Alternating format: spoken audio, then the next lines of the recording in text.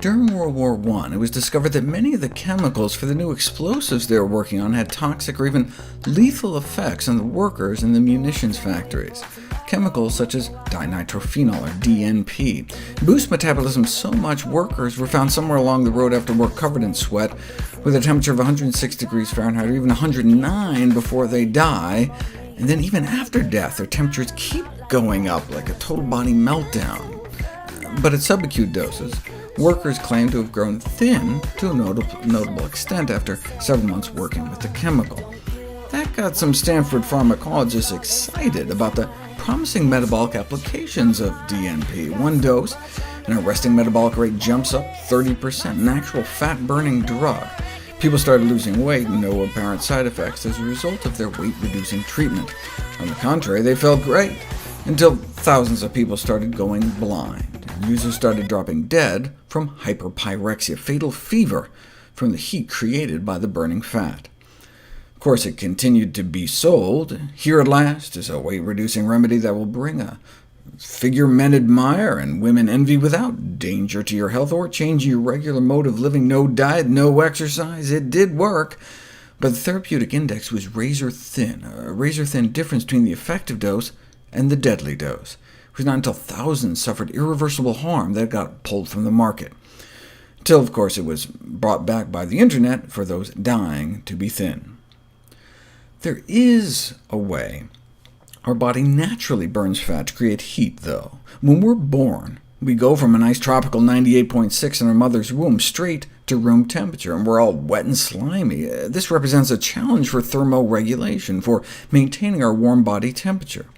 As an adaptive mechanism, the appearance of a unique organ around 150 million years ago allowed mammals to maintain our high body temperatures. That unique organ is called brown adipose tissue, or BAT, whose role is to consume fat calories by generating heat in response to cold exposure. The white fat in our bellies stores fat, but the brown fat, located up between our shoulder blades, burns fat. It's essential for the thermogenesis, the creation of heat in newborns, but is considered unnecessary in adults, has been considered unnecessary, who have higher metabolic rates and increased muscle mass for shivering to warm us up if we ever get cold. So we used to think it was just kind of shrank away when we grew up. But if it was there, then it could potentially make a big difference for how many calories we burn every day, but supposedly we outgrew it. But when PET scans were invented to detect metabolically active tissues like cancer, oncologists kept finding hot spots in the neck and shoulder regions that on CT scan turned out to be not cancer, just fat. Then some observant radiologists noticed they appeared in patients mostly during the cold winter months. And when we looked closer at tissue samples taken from people who had undergone neck surgery, we found it: brown fat in adults. The common message from these studies is that BAT is present and active in adults, and the more we have, the more active it is, the thinner we are. And we can rapidly activate our fat-burning brown fat by exposure to cold temperatures. For example, you hang out in a cold room for 2 hours in your undies and put your legs on a block of ice for 4 minutes every 5 minutes, and you can elicit a marked increase in energy expenditure thanks to brown fat activation.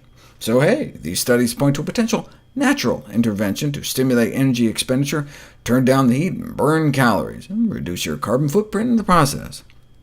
But thankfully for those of us who would rather not lay our bare legs on blocks of ice, our brown fat can also be activated by some food ingredients, such as